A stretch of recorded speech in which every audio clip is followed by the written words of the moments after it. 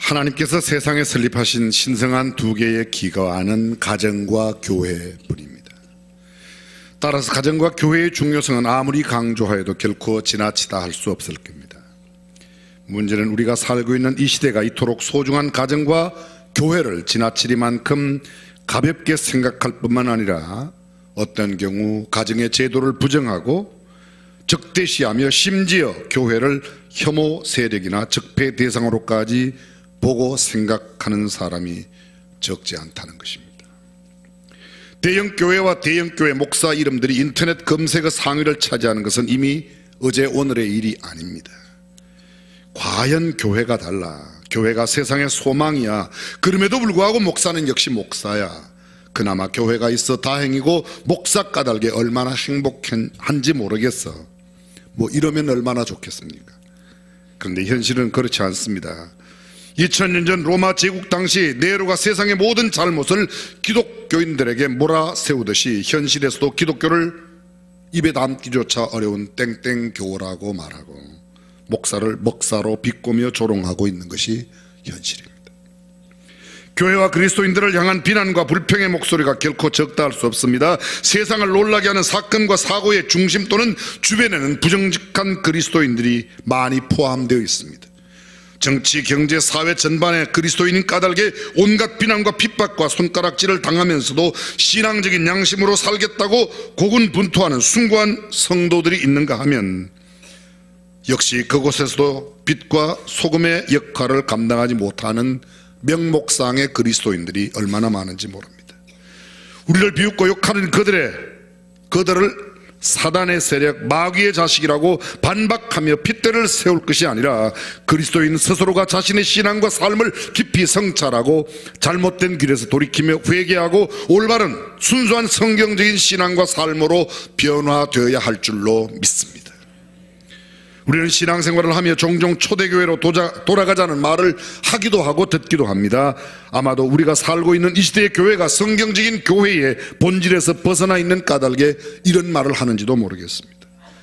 하나님의 말씀과 그 말씀에 걸맞는 인격과 삶을 저버린 성도들과 교회의 추한 모습 까닭에 이런 이야기가 자연스럽게 들려지고 있습니다.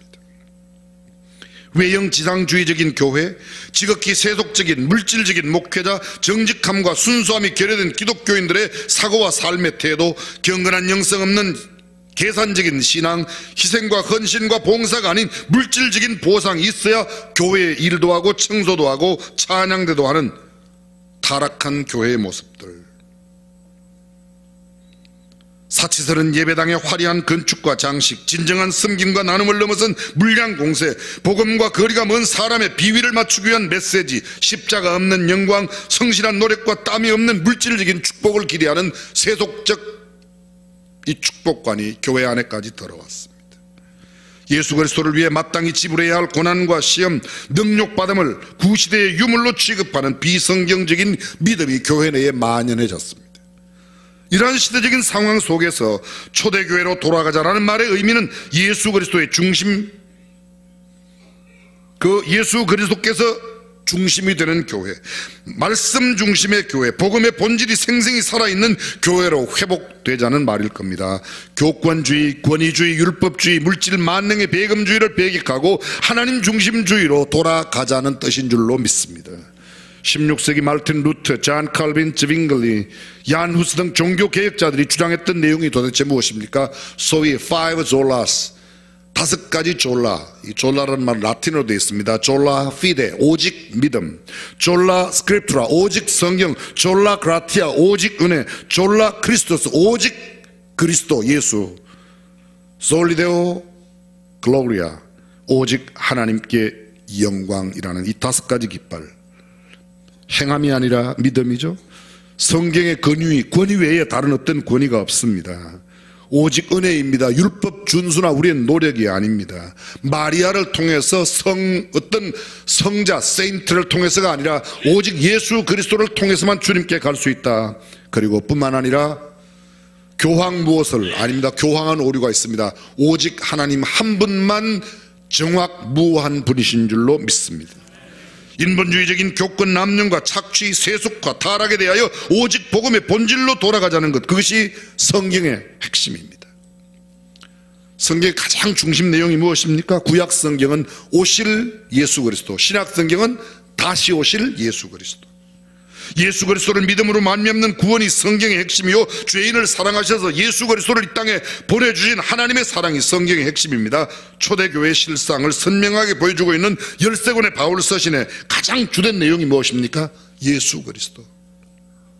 주 예수를 믿어라, 그리하면 너와 내 집이 구원을 얻는다. 주 예수 그리스도의 은혜가 우리를 구원하는 줄로 믿습니다. 하나님의 사랑, 오직 믿음, 그리고 예수 그리스도를 믿어 점점 성화되고 결국은 하나님의 아름다운 모습으로 영광스럽게 글로리피케이션, 영화에 이르는 것, 그리고 예수 그리스도의 재림과 하나님의 나라가 바울 서신의 핵심입니다. 당시에 많은 이단들이 있었습니다. 율법을 지켜야만 된다는 율법주의, 아는 것이 구원이라고 말합니다. 성경은 믿는 게 구원이라고 말하는데 알아야 된다고 지식을 강조하는 영지주의, 거짓 교사들, 개인적인 신앙의 경험을 하나님 말씀보다 더 우선시하는 신비주의, 그리고 천사 숭배 등등 이단에 대한 경계 내용이 바울 서신의 핵심 내용입니다. 오늘날 우리가 초대교회로 돌아가자라고 하는 이 말의 진정한 의미는 예수님의 회복입니다. 성경의 가장 중심 인물이 누구예요? 예수님이에요. 요한복음 1장 1절에 태초에 말씀이 계시니라, 이 말씀이 하나님과 함께 계셨으니 이 말씀은 곧 하나님이시니라. 14절 말씀이 육신이려, 말씀이 하나님과 함께 계셨습니다. 말씀이 하나님이십니다. 그 말씀이신 하나님이신 말씀이 육신으로 이 땅에 오신 분이 예수님이세요. 말씀이 예수님이요, 예수님이 말씀입니다. 예수님을 증거한다는 말은 말씀을 증거한다는 뜻입니다. 오늘날 교회 강단에 예수 그리스도가 회복되어져야 합니다. 윤리와 도덕보다, 철학과 논리보다, 정치와 경제, 그 무엇보다 교회 강단은 예수 그리스도 하나님의 말씀이 선포되어야 할 줄로 믿습니다.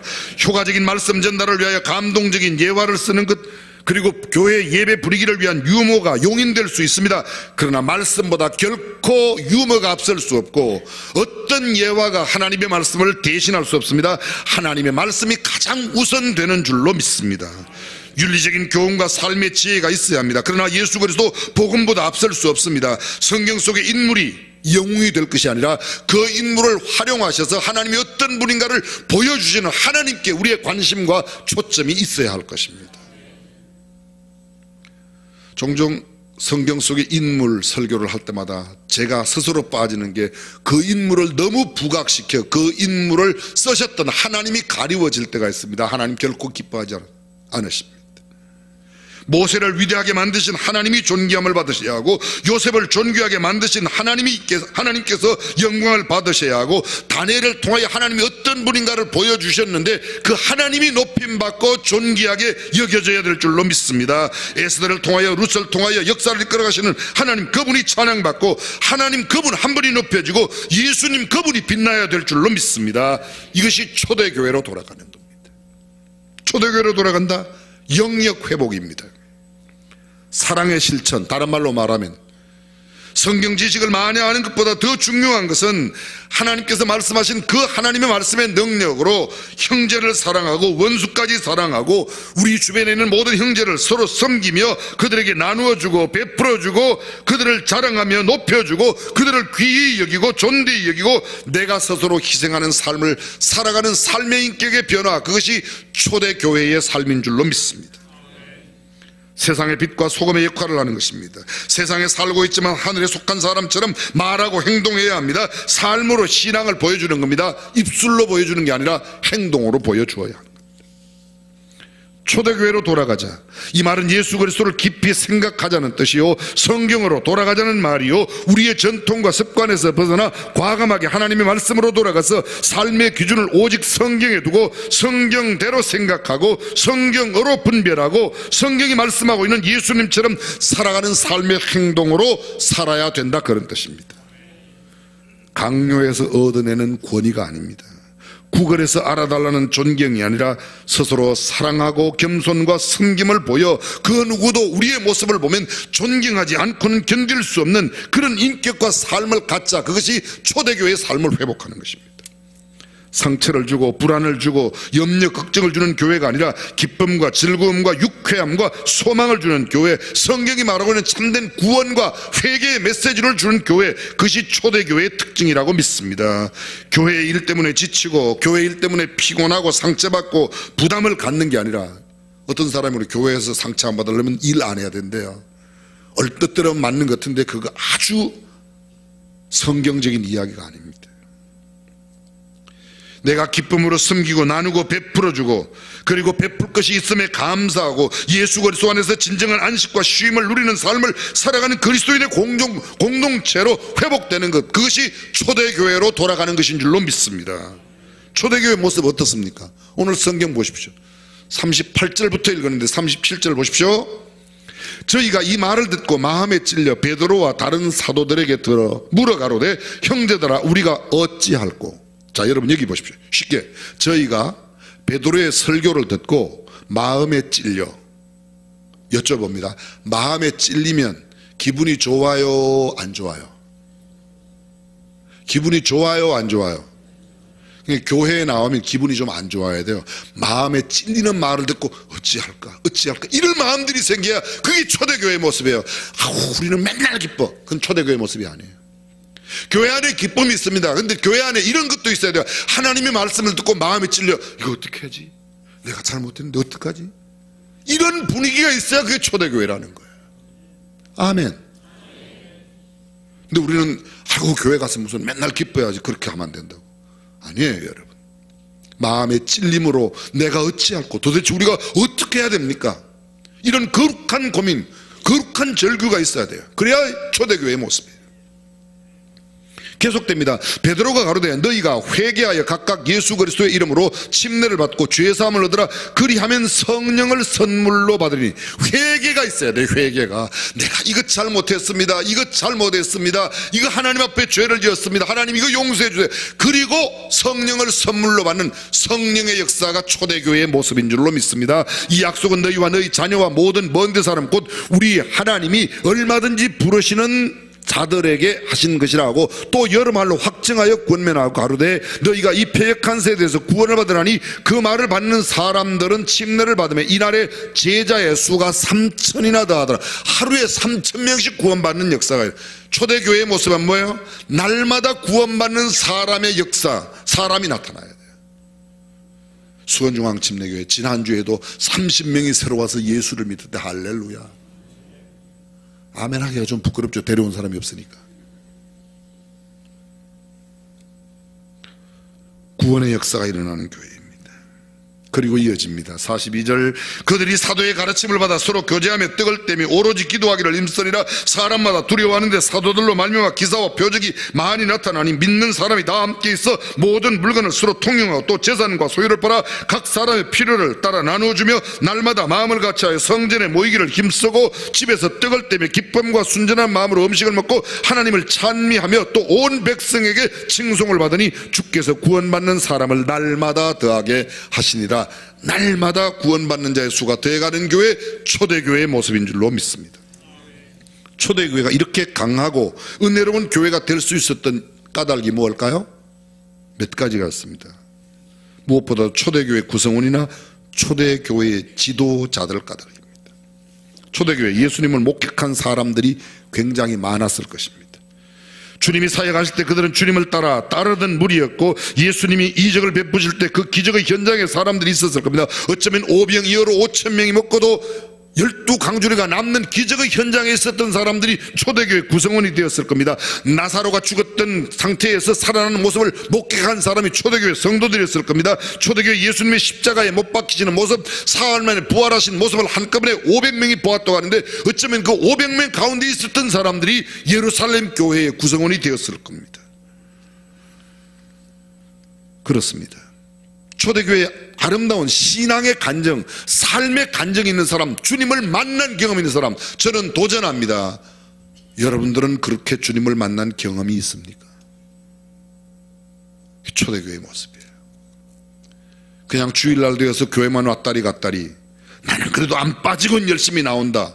안 빠지고 나오는 것 귀한 일입니다. 그러나 정말 주님을 인격적으로 만난 경험이 없다면 초대교회의 모습을 갖는다는 아직도 나와 먼 거리에 있습니다. 두 번째, 초대교회는 예수님의 제자 베드로 같은 위대한 사도들이 지도자로 있었습니다. 베드로를 위시하는 사도들이 지도자로 초대교회의 모든 사역을 감당했습니다. 사도들은 생생한 말씀으로 그들을 인도하고 말씀을 전함으로 초대교회야말로 참으로 뜨거운 교회가 아닐 수 없습니다. 예수님과 함께하였던 제자, 예수님이 계실 때는 제자요, 예수님이 떠나가신 뒤에 그 제자들이 사도가 되었습니다. 사도들에게 배운 사람을 속사도라고 합니다. 속사도에게 배운 사람을 교부라고 합니다. 교부들에게 배운 사람들, 예수 믿는 사람들을 성도라고, 그리스도인이라고, 그 뒤에 계속해서 우리는 성도로 삶을 이어가는 겁니다. 초대교회 어떻게 생겨났습니까? 오순절 성령이 강림함으로 세워진 교회, 초대교회입니다. 교회마다 나름대로 기도하고 세우지만 초대 예루살렘 교회는 오순절에 성령이 임하셔서 세워졌습니다. 그들은 성령이 말하게 하심을 따라 말을 했습니다. 내 생각대로, 내 경험대로, 내 논리대로, 내가 학습한 대로가 아니라 성령이 말시키는 대로 말을 했습니다. 물론 방언이라고 했기 때문에 다른 언어일 수 있습니다. 그런데 어쩌면 성경은 이렇게 말합니다. 본도에서 난 사람, 갈라디아에서 온 사람, 여러 갑바도기에서 온 사람, 각 지역에 온 사람이 말을 했는데 자기네 방언으로 알아들었더라, 그렇게 말합니다. 그들의 성령의 역사는 다른 언어라기보다는 다른 언어를 내 언어로, 난 곳 방언으로, 쉬운 말로 말하면 일본 사람이 일본말로 말하는데 한국 사람은 그 일본말을 한국말로 알아듣는 게 사도행전에 나타난 오순절 성령의 역사입니다. 강하고 힘있고 은혜로운 교회였습니다. 또 한 가지 특징이 있습니다. 극한 환난 가운데 존재했던 교회가 초대교회입니다. 당시 유대인들의 권력층이었던 바리새인, 서기관들, 대제사장들이 혈안이 되어 예수님뿐만 아니라 예수님을 추종하는 자들을 잡으려고 했습니다. 로마 군인들도 예수 믿는 사람들을 잡았습니다. 우리가 잘 알고 있는 로마 박해, 네로의 박해를 기억할 겁니다. 사자굴에 집어던집니다.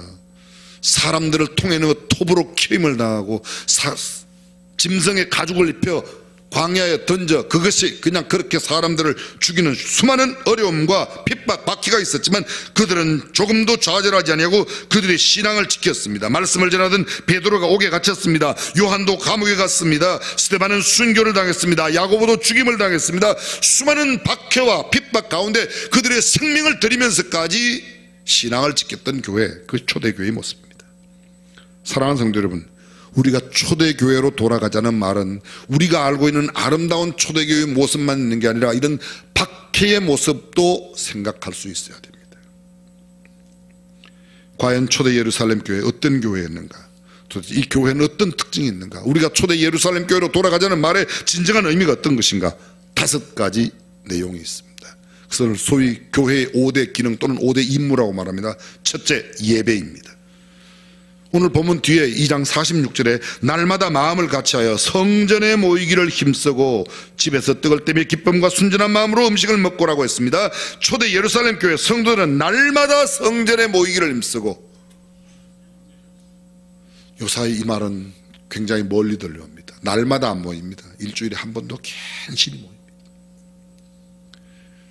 불과 30년 전만 해도 주일 낮 예배, 저녁 예배, 수요 예배, 금요 철야, 새벽 예배 열심히 하는데 요새는 일주일에 한 번, 주일날 한 번 나가는 것도 고마워해. 아주 뻔스럽게 그렇게 이야기합니다.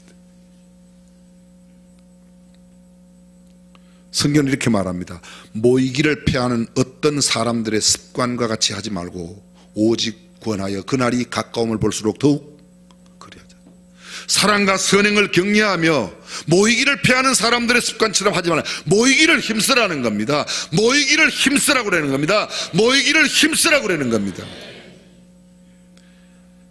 아멘 안 하면 계속 이것만 할 것 같으니까 하는 거예요.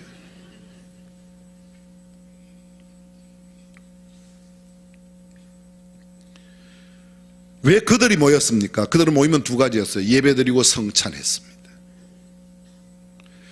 아버지께 참으로 예배하는 자들은 신령과 진정으로 예배할 때가 오노니 곧 이때라 아버지께서는 이렇게 자기에게 예배하는 자, 성령과 진리로 예배하는 자들을 기뻐하신다. 사랑하는 성도 여러분, 여러분 어떤 경우에라도 예배를 놓치지 마시기를 주님의 이름으로 축원합니다. 부득이한 경우 병원에 입원하거나 아니면 해외에 출타를 하거나 무슨 도저히 피할 수 없는 사정 때문에 어디 딴 지에 가면 그 가까운 교회라도 가고, 그게 안 되면 인터넷으로라도 참여하고 예배를 빠짐없이 드린다. 할렐루야.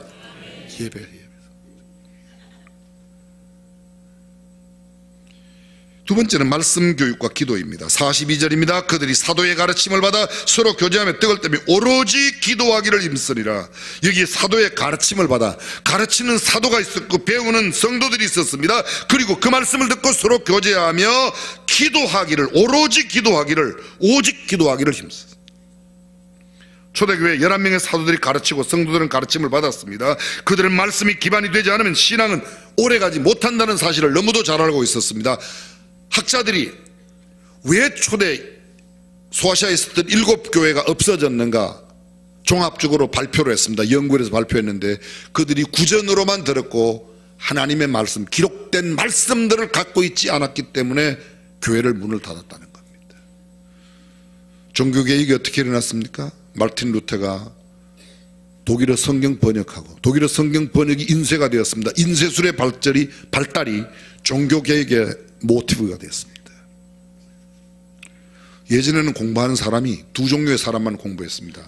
정치하는 사람하고 사제가 되는 사람, 쉽게 말하면 목사 되는 사람만 공부했어요. 일반 사람들은 아무도 할 필요가 없었습니다. 공부를 아예 시키질 않았습니다. 그들의 공부는 주로 뭐였습니까? 라틴어, 히브리어, 헬라어, 원어였습니다. 여러분, 세계에서 가장 오래된 대학이 어느 대학인지 아십니까? 체코에는 프라하 대학입니다. 두 번째 오래된 대학이 어딘지 아십니까? 오스트리아의 빈 대학입니다. 세 번째 대학이 어느 대학인지 아십니까? 독일의 하이델베르그 대학입니다. 모두가 600년 이상 된 학교들이에요. 그 학교들이 뭐로 시작했는지 아십니까? 몽땅 신학교로 시작했습니다. 라틴어로, 히브리어 원어로 하나님의 말씀을 공부하는 게, 미국의 유명한 대학교 있어요. 하버드. 어떻게 그렇게 잘하세요? 그 하버드 대학교가 뭐로 시작했는지 아십니까? 존 하버드의 목사님, 존 하버드 목사님의 목회서적으로 시작한 학교가 하버드 대학교. 예일 대학교가 뭐로 시작해서 신학교로 시작했어요. 세계적인 유수한 대학들이 다 신학으로 시작했습니다. 하나님의 말씀을 가르치고 배우는 것이 가장 중요했습니다. 그 말씀을 배우기 위해서 루트가 생각했습니다. 라틴어를 못 배우니까 성경을 못 읽는다. 독일어만 배우니까 그러면 독일어로 성경을 번역하는 게 좋겠다. 그렇게 해서 독일어로 번역되고 그것이 중세의 놀라운 종교 개혁을 일으켜냈던 겁니다. 초대교회 역사, 가르침과 배움, 그리고 기도였다는 겁니다. 세 번째 특징은 교제입니다. 다시 42절입니다. 그들이 사도의 가르침을 받아 서로 교제하며 떡을 떼며 오로지 기도해요. 초대교회에 아름답고 성숙한 교제가 있었습니다. 교제, 코이노니아가 있는, 서로 마음과 물질을 나누었습니다. 있는 사람이나 없는 사람이 그들의 모든 것을, 그들의 집과 재산을 팔아 사도들의 발 앞에 갖다 두니라. 요새 인터넷에 무슨 11조는 없다 이런 이야기하는 분이 계세요. 저는 그분을 공격하려고 그러는 게 아니라 11조에 얽매이지 말라는 그런 뜻인데, 11조에 얽매이는 아닌가. 여러분, 성경에 어디 11조가 있냐 이렇게 말해요. 그분들은요. 사도행전에 어디 11조 없어요. 사도행전은 집과 재산을 다 팔아 갖다 바쳤는데 11조가 무슨 11조입니까? 다 팔아 바치는데 11조가 무슨 따로 필요해요. 알아들으세요 지금 무슨 말인지? 근데 11조도 안 내면서 입으로만 하나님을 사랑한다? 아니, 이 사람들은 다 바쳤기 때문에 11조를 낼 게 없지만 11조도 안 내면서 문자적인 10%, 100원 가운데 10원, 1000원 가운데 100원이 아니라 그게 온전한 11조. 그 말은 100원이면 10원, 1000원이면 100원, 그런 10%의 온전함이 아니고 내 마음 정성을 다하여 내 생명과 같은 그런 마음으로 드린다. 그게 온전한 11조이지 숫자의 10%가 아닙니다. 그 이상의 의미를 말합니다. 어떻게 10분의 1만 하나님 겁니까? 전부 하나님의 거지. 여러분 태어날 때 옷 가지고 나왔어요? 지금 입고 있는 거 다 누구 옷이에요? 내 옷 아니에요. 그러니까 다 벗어보세요 한번. 내 옷 아니니까. 내가 아니에요. 빈손으로 왔지만 하나님이 주셨으니 감사함으로 하나님 다 하나님의 것입니다. 10분의 1을 드린다는 것은 내게 모든 것이 하나님의 것입니다를 상징하는 것이고 의미하는 것인 줄로 믿습니다. 초대교회 교제는 유무상통이 있었습니다. 네 번째, 전도, 선교였습니다. 47절에 보면 하나님을 찬미하며 또 온 백성에게 칭송을 받으니 주께서 구원받는 사람을 날마다 더하게 하시니라. 아까는 이날의 제자의 수가 3,000이나 더하더라. 하루에 수많은 사람들이 예수 믿고 돌아왔습니다. 날마다 믿는 자의 수가 더해갔습니다. 복음을 전하는 일에 바울은 이렇게 말합니다. 내가 40에 하나 감염을 5번 맞았다. 강도의 위험과 강의 위험과 동족의 위험과 이방인의 위험과 형제의 위험을 나고 수없이 많은 위험 가운데도 복음을 전하였다. 초대교회로 돌아가자는 말은 복음 전도의 삶으로 돌아가야 되는 것인 줄로 믿습니다. 그렇습니다. 왜요? 우리는 복음의 빚진 자이기 때문에. 왜요? 우리는 복음의 구원의 능력이 있다는 걸 알고 있기 때문에. 왜 그렇습니까? 복음을 전하지 않으면 화가 우리에게 있기 때문입니다. 왜 복음 전해야 됩니까? 복음이 우리가 감당해야 될 가장 소중한 일이기 때문에 그런 줄로 믿습니다. 요한 웨슬레가 87세 되던 해에 알렉산더 메드에게 보낸 편지 속에 이런 말이 있습니다. 죄가 아니고는 전혀 두려워할 것이 없는 사람, 하나님이 아니고는 전혀 원하는 것이 없는 전도자 100명만 저에게 보내주십시오. 그렇습니다. 영혼을 사랑하는 사람 몇 명만 있으면 교회가 바뀌고 세상이 바뀌고 지역사회가 바뀌고 역사가 바뀌게 될 줄로 믿습니다. 저는 우리 교회 성도들이 꼭 돌아가시기 전에 발바닥 동판 꼭 좀 걸고 가셨으면 좋겠어요. 아멘 좀 하소. 어차피 나는 어떻게 100명 언제 해가지고 동판 가냐 털렸어. 내 나이가 몇 살인데. 아니요, 이웃 사람하고 싸울 때 소리 지르는 것만큼은 열심을 갖고 하면 복음전도 다 될 수 있어요. 너무 수준 높은 이야기를 못 알아들으십니까?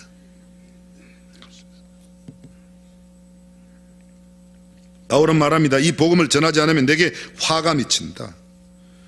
하나님의 사랑이 우리를 강건하시기 때문에 복음을 전하는 거다. 마지막 5번째, 봉사, 구제입니다. 구제. 믿는 사람이 다 함께 있어 모든 물건을 서로 통용하고 또 재산과 소유를 팔아 각 사람의 필요를 따라 나누어 주고, 초대교회에도 성도들은 자신의 것으로 봉사하고 뽑힌 7 집사들, 교회의 재정을 맡아 가난한 자들에게 분배해주는 임무를 감당했습니다. 그렇습니다. 그들의 노력 까닭에 그들의 수고로 기쁨과 순전한 마음으로 하나님을 찬미하며 한마음 한뜻으로 상부상조 유무상통의 생활, 그리고 교회는 믿는 자의 수가 날마다 더해갔습니다. 사랑하는 성도 여러분, 우리의 나눔과 우리의 섬김으로 우리 주변에 있는 사람들이 감동을 받고 주님께 나와 예수 그리스도를 믿는 거룩한 역사가 일어나기를 주님의 이름으로 축원합니다. 전능하신 우리 하나님,